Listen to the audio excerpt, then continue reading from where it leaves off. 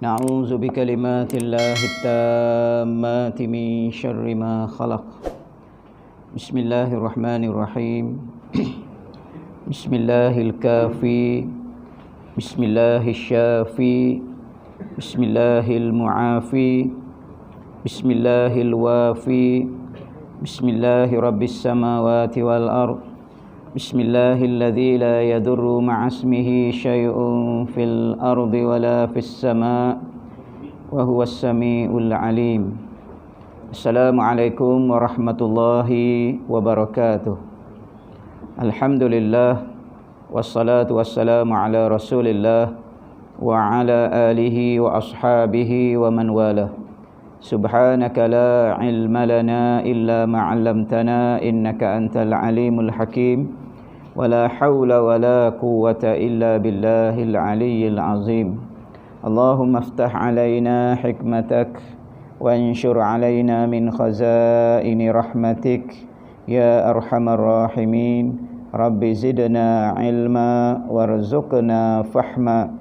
Ya Allah, bukakanlah untuk kami hikmah, kebijaksanaan, tebarkanlah kepada kami khazanah rahmat, kasih sayang, tambahkanlah kepada kami ilmu-ilmu pengetahuan dan kurniakanlah kepada kami nikmat kefahaman. Allahumma dzakirna minhuma nusina wa 'allimna minhuma jahilna. Ya Allah, ingatkanlah kami apa yang kami lupa, ajarkanlah kami apa yang kami tidak tahu. Amin, amin, amin ya rabbal alamin.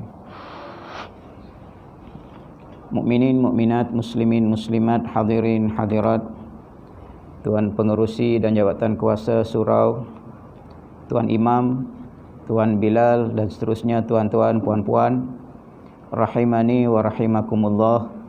Semoga kita semua mendapat rahmat, cinta, kasih, sayang, ihsan Allah Subhanahu wa taala. Semoga kita tercalon serta layak untuk memasuki syurga Allah Subhanahu wa taala.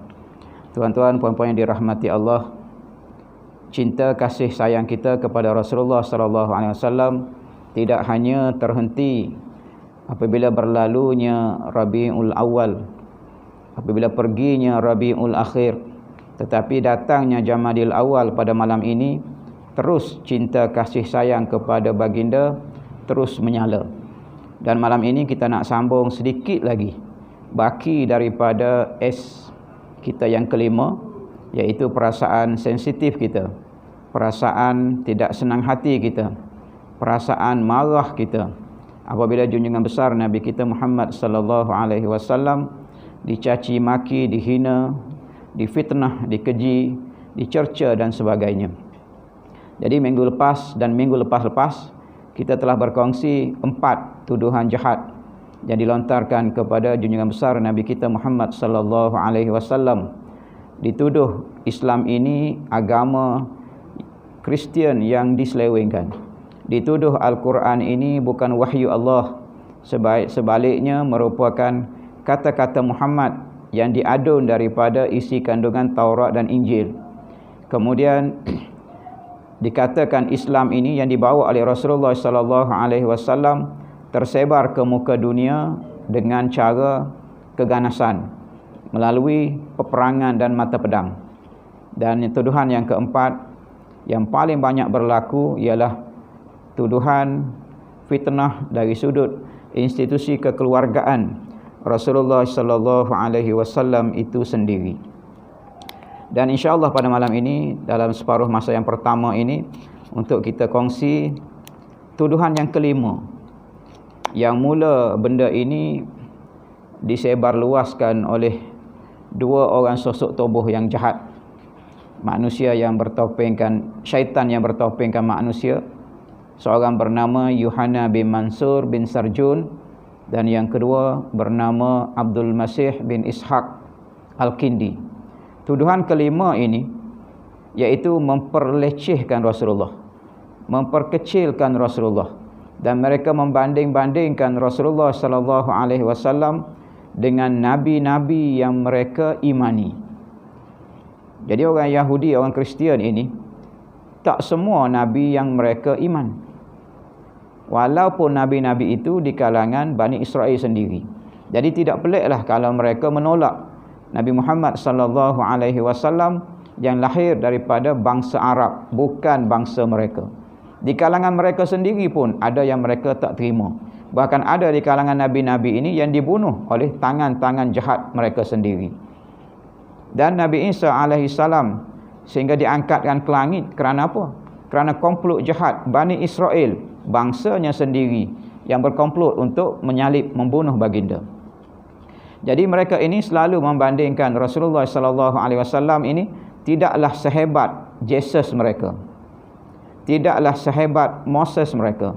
Tidak sehebat Solomon, David dan Joseph mereka.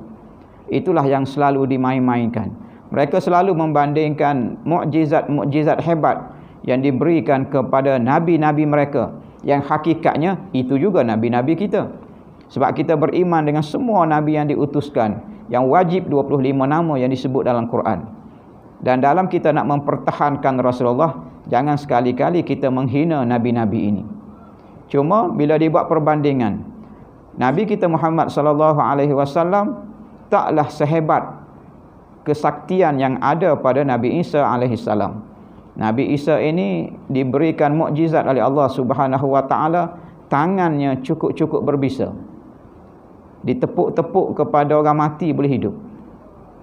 Disapu-sapu pada mata orang yang buta boleh celik. Disapu-sapu pada orang yang kena kudis, kena kurap, penyakit kusta, sembuh. Dia kata ada Muhammad dapat buat. Jadi bila diperbandingkan begitu, tujuannya nak memperlekehkan Rasulullah sallallahu alaihi wasallam. Jadi jawapan umum yang kita boleh beri, Nabi kita Muhammad sallallahu alaihi wasallam ini Allah Subhanahu wa taala utuskan sebagai qudwah, sebagai ikutan, uswah, sebagai contoh teladan bagi seluruh umat manusia sampailah ke hari kiamat. Jadi yang ditonjolkan daripada susuk nak tubuh Nabi kita Muhammad sallallahu alaihi wasallam ialah kepribadian baginda, sifat baginda, akhlak baginda, pemikiran baginda. Sebab benda-benda ini yang boleh kita sebagai manusia ini ikut. Bukan bermaksud Nabi kita ini tidak ada mukjizat-mukjizat power sebagaimana mukjizat Nabi-Nabi yang lain. Kalau kita nak lawan, kita nak bandingkan mukjizat hebat, boleh kita keluarkan macam-macam mukjizat Rasulullah. Sebagai contoh, tangan baginda. Kalaulah Nabi Musa alaihi salam, hebatnya Nabi Musa alaihi salam, tongkat sakti Nabi Musa. Tongkatnya diketuk pada batu, keluar air. Dilontarkan, dicampakkan, bertukar menjadi ular. Diketuk pada laut, terbelah laut. Kalau kita nak lawan hujah dengan hujah, kita boleh katakan apa kurangnya tangan Nabi kita Muhammad sallallahu alaihi wasallam berbanding dengan tangan Nabi Isa dan tangan Nabi Musa. Dalam banyak kisah Rasulullah ini, apabila berhadapan dengan situasi tiada ada air, bukan sekali berlaku, 2-3 kali berlaku. Sahabat nak minum, tak ada air. Sahabat nak berwuduk, nak bersuci, tidak ada air. Rasulullah sallallahu alaihi wasallam meletakkan tangan baginda di dalam bekas, di dalam bejana, di dalam bekas yang berisi air, dan sahabat melihat air keluar memancut-mancut daripada celah jari baginda. Jadi nak dibandingkan tongkat sakti Nabi Musa ketuk pada batu baru keluar air. Rasulullah SAW, Nabi kita ini tak payah ada tongkat, air keluar daripada celah-celah jari baginda. Kalau nak dibandingkan di situ, mana lebih hebat? Tongkat ke? Keluar air, ketuk dengan batu dengan tongkat baru keluar air, dengan keluar air terus daripada celah-celah jari baginda. Kalau kita nak jawab kesaktian lawan kesaktian, Nabi Musa alaihissalam, hebat Nabi Musa ini sebab digelar kalimullah, Nabi yang dapat bercakap secara direct dengan Allah Subhanahu wa taala. Allah jemput Nabi Musa ini untuk bercakap dengan baginda di satu bukit Saint Catherine ataupun bukit Tursina di semenanjung Sinai. Jemput Nabi Musa selama 40 hari untuk bermunajat, dan Allah bercakap sendiri dengan Nabi Musa. Mereka cuba meng-highlightkan kehebatan, kesaktian Nabi Musa ini. Kalau kita nak jawab, boleh jawab. Sebab Nabi kita Muhammad sallallahu alaihi wasallam juga tak kurang sikit pun daripada kehebatan itu. Dijemput naik ke langit ke Sidratul Muntaha, di singgah sana Allah Subhanahu wa taala, dan berlaku dialog di antara Allah dan Rasulullah sallallahu alaihi wasallam dalam jarak sedekat satu busur panah. Mana lebih hebat bercakap dengan Allah di Tur Sina, di semenanjung Sinai, sempadan di antara Mesir dan Israel, dan bercakap dengan Allah ini di singgah sana Allah Subhanahu wa taala di Sidratul Muntaha. Jadi kalau kita nak jawab sakti dengan sakti, bolehlah kita jawab. Nabi Isa alaihi salam dapat menyembuhkan orang penyakit buta. Rasulullah SAW di dalam peperangan Uhud, ada seorang sahabat yang bernama Qatadah bin Nu'man. Berlaku peperangan, tiba-tiba cedera. Bukan cedera biasa-biasa, terkeluar biji mata daripada tempatnya ni. Jatuh biji mata. Lalu Qatadah ambil biji mata tadi, pergi bawa kepada Rasulullah. Ya Rasulullah, tolong aku ya Rasulullah, biji mata tercabut. Lalu Rasulullah beri pilihan, wahai Qatadah, engkau ada dua pilihan. Pilihan yang pertama, aku sembuhkan balik mata kamu. Pilihan kedua, syurga untuk kamu. Kalau kita jawab macam mana? Pilih satu antara dua. Mungkin kita akan pilih mata, sembuhkanlah mata ya Rasulullah. Syurga tu boleh runding kemudian. Mata dulu yang penting kalau kita lah. Okay, kalau kuat imannya tak apalah, buta pun buta lah, asalkan jamin syurga, jadilah. Tetapi Qatadah ni lebih bijak daripada itu. Dia jawab, ya Rasulullah, aku nak kedua-duanya sekali. Tak dia kata apa Rasulullah. Rasulullah ambil mata dia, letak balik di tempatnya, dan dia dapat melihat lebih terang daripada mata sebelum kejadian itu. Dan insya-Allah syurga untuk sahabat ini. Jadi nak ceritanya, kalau nak cerita kesaktian dengan kesaktian, banyak lagi kita boleh senaraikan. Nabi Sulaiman bercakap dengan binatang, Rasulullah pun bercakap. Ada peristiwa dhab ataupun biawak padang pasir ini mengakui kerasulan Rasulullah SAW di khalayak ramai orang dengar. Serigala boleh bercakap membuktikan kenabian kerasulan Rasulullah SAW. Tetapi yang nak di-highlightkan bukan di sudut kesaktian itu. Sebab saktinya Rasulullah tidak dapat diikuti oleh kita. Tangan Rasulullah keluar air, macam mana kita nak ikut? Tangan Rasulullah dapat menyembuhkan penyakit mata yang tercabut, tak boleh ikut. Sekadar dengar je lah. Nak menambah kecintaan kita tentang kehebatan Rasulullah. Yang nak di-highlightkan ialah akhlak Rasulullah, sifat-sifat kepribadian Rasulullah, gerak kerja Rasulullah. Sebab itulah Rasulullah ini menjadi qudwah dan qudwah hasanah. Maknanya qudwah dan uswah yang baik yang dapat dicontohi oleh semua manusia sepanjang zaman. Tuan-tuan, puan-puan yang dirahmati Allah, untuk memuaskan hati mereka lah. Mereka kata Rasulullah tak hebat. Kita cuba beri beberapa contoh yang Rasulullah ini juga tidak kurang hebatnya. Nabi Isa alaihissalam, hanya beberapa orang sahaja yang ditepuk-tepuk orang matinya dapat hidup kembali. Bukannya setiap kali orang mati ditepuk hidup. 2-3 kes sahaja supaya membuktikan bahawa ini mukjizat, bukti kerasulan Nabi Isa alaihissalam. Ada Rasulullah menghidupkan orang mati? Ada pernah baca sirah Rasulullah hidupkan orang tu, orang ni? Jawapan kita ialah Rasulullah SAW menghidupkan bukan seorang dua, menghidupkan puluhan, malah ratusan ribu, mungkin jutaan umat manusia yang mati hatinya. Mana lebih hebat? Hidupkan 3-4 orang kemudian mati semula, dengan menghidupkan orang yang mati dan hidup terus. Ketika Islam mula-mula datang, 13 tahun berdakwah di Mekah, berapa orang sangat yang peluk Islamnya? Kemudian berhijrah di Madinah, tak juga terima Islam. Kemudian berlaku dalam peristiwa peperangan Badar, 313 lawan 1000. Nak ceritanya sikit je orang yang terima Rasul hidayah ataupun yang terima agama yang dibawa oleh Rasulullah. Dalam peristiwa peperangan Uhud, 700 orang je lawan dengan 3000. Kemudian dalam peristiwa perjanjian Hudaibiyah, 1400 orang je. Maknanya tak ramai. Tetapi dalam tahun 8 Hijrah, ketika pembukaan kota Mekah, ketika itu Rasulullah bersama dengan 10,000 manusia yang dah terima Islam, yang dah hidup kembali hati mereka yang telah mati sebelum itu. Dalam peristiwa Hajjatul Wada', haji perpisahan tahun 10 Hijrah, bersama Rasulullah di padang Arafah itu dianggarkan lebih kurang 120,000 umat manusia yang 13 tahun ataupun 23 tahun sebelum itu manusia ini mati dah semuanya, hati-hati mereka semuanya kufur kepada Allah. Tetapi selepas 23 tahun gerak kerja Rasulullah, yang mati tadi bertambah dengan cepatnya, sehingga peristiwa pada tahun 10 Hijrah ini dianggarkan lebih daripada 120,000 umat manusia di padang Arafah yang telah berjaya dihidupkan kembali hati-hati yang telah mati sebelum itu. Jadi kalau kita nak bandingkan kesaktian dan kesaktian, menang juga Rasulullah SAW berbanding dengan nabi-nabi yang lain. Tetapi jangan ingat, jangan kita menghina nabi-nabi yang lain itu, kerana mereka juga nabi kita.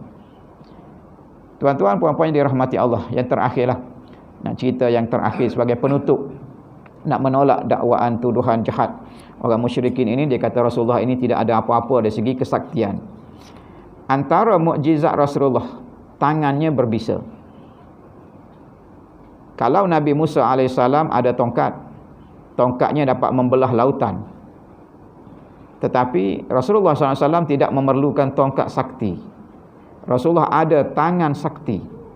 Apabila dicabar untuk membelah bulan dengan syarat untuk keimanan kepada Allah Subhanahu wa taala, Rasulullah bersetuju. Kalau itulah syaratnya mereka nak beriman, belah bulan pun belah bulan lah. Kalau dia kata belah matahari pun Rasulullah belah matahari, kalau syaratnya itu syarat keimanan. Dan Rasulullah SAW minta kepada Allah, dan Allah izinkan berlakulah peristiwa itu. Dan peristiwa pembelahan bulan ini disifatkan di antara peristiwa alamat kiamat. Dan Allah sebut dalam surah Al-Qamar ayat 1 hingga 3, iqtarabatis sa'ah, hampir dah hari kiamat. Bila hampir? Apabila bulan terbelah dua. Jadi apabila mereka minta kepada Rasulullah untuk belah bulan, dan Rasulullah minta kepada Allah, Allah izinkan berlaku terbelah bulan, itu bukti bahawa memang inilah Nabi yang terakhir yang diutuskan. Dan pembelahan bulan kepada dua itu salah satu daripada tanda-tanda kiamat. Apabila benda itu berlaku, apa kata orang musyrikin? Dia kata ini dah bukti bahawa Muhammad ini memang tukang sihir yang paling handal sekali. Dan sebagai nak menutup malu aib dia ni, sebab bulan dah terbelah dua, dia kata Muhammad telah menyihir mata kita. Kita nampak bulan terbelah dua, tetapi kita akan tanya kafilah dagang yang akan balik tak lama lagi daripada Syam. Kita tanya, adakah mereka juga melihat bulan terbelah dua di negara Syam? Lalu apabila balik kafilah dagang ini, mereka tanya, dan kafilah tak dijawab. Ya, kami pun terkejut. Pada suatu malam ketika kami di negara Syam itu, tiba-tiba kami tengok bulan terbelah dua. Oh, dia kata Muhammad ni penyihir yang hebat. Bukan saja dia sihir mata orang di Mekah, mata orang di Syam pun disihir juga. Dan tamatlah kisah pembelahan bulan itu. Tiba-tiba di zaman kita ini dijumpai satu manuskrip kuno Hindu di sebuah perpustakaan di London, di mana dalam manuskrip ini, bila sebut manuskrip ini maknanya yang belum dibukukan, tulisan-tulisan lama yang dikumpulkan yang belum dibukukan, dalam bahasa Arabnya disebut al-makhtutat. Jadi benda-benda ini dikumpul, dan bila ada pengkaji yang buat kajian di sebuah library di London ini, asal usul kedatangan Islam di bahagian India Selatan, lebih tepat lagi di kawasan Malabar. Malabar ini kalau kita ada berdarah datang daripada bumi India, ada satu keturunan India yang India Malbari. Malbari ini datang daripada kawasan India Selatan ini, Malabar. Jadi diceritakan macam mana Islam boleh sampai ke kawasan Malabar ini. Raja yang pada waktu itu bernama Raja Ceraman Perumal. Ceraman Perumal ataupun Cakrawati Permas. Ini nama yang tercatat di dalam manuskrip ini. Dia kata raja ini pada suatu hari, pada suatu malam, ketika sedang bersantai-santai di istana dia, terkejut besar raja ini apabila tiba-tiba melihat bulan terbelah dua.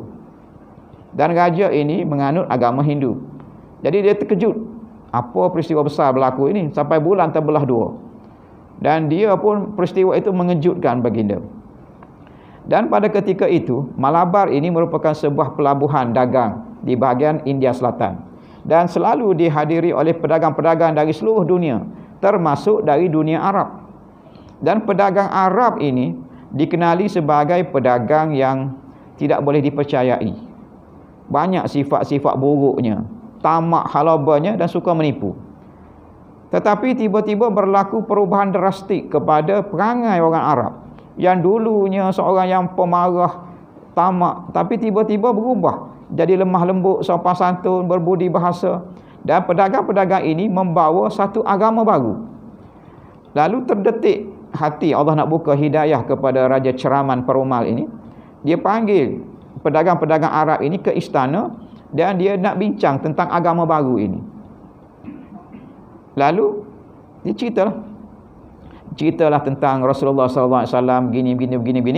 Lalu Raja Ceraman tanya, apa kehebatan yang ada pada Nabi kamu? Lalu pedagang ni kata, antara kehebatannya ialah baginda pernah membelah bulan. Apabila pedagang ni cerita tentang peristiwa ini, teringat balik Raja Ceraman, aku pernah tengok bulan terbelah dua dahulu.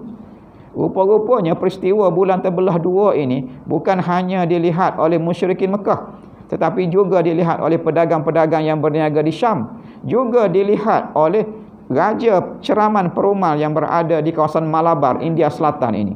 Dan mungkin peristiwa ini kalau dikorek lagi di soal siasat, mungkin seluruh dunia melihat peristiwa ini. Ini antara manuskrip India kuno yang menyebut bagaimana Islam itu boleh sampai ke Malabar ini.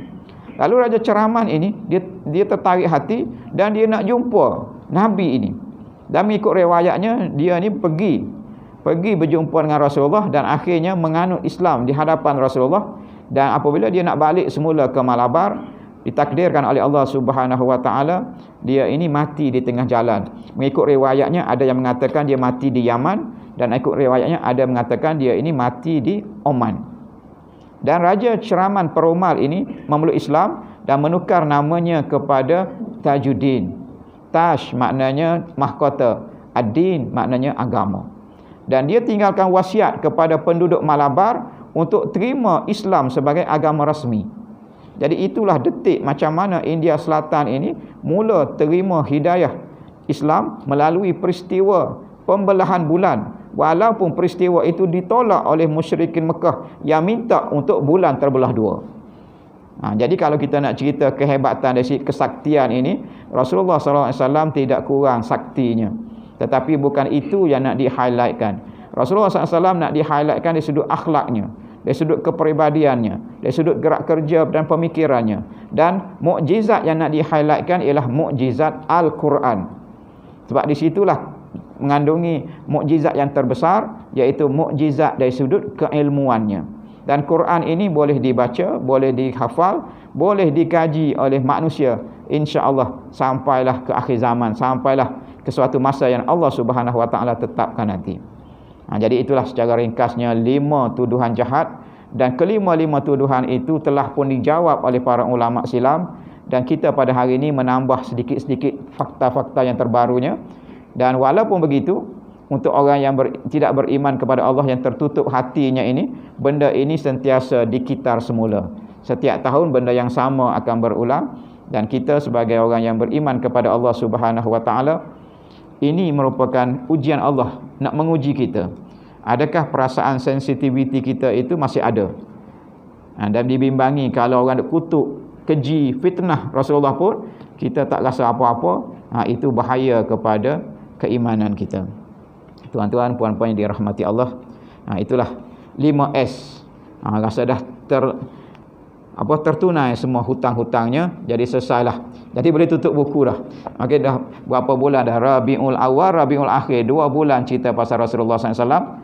Jadi langkah seterusnya untuk kita pada minggu-minggu hadapan ini untuk melaksanakan amalan-amalan, khasnya persiapan menjelang Ramadan 4 bulan daripada sekarang.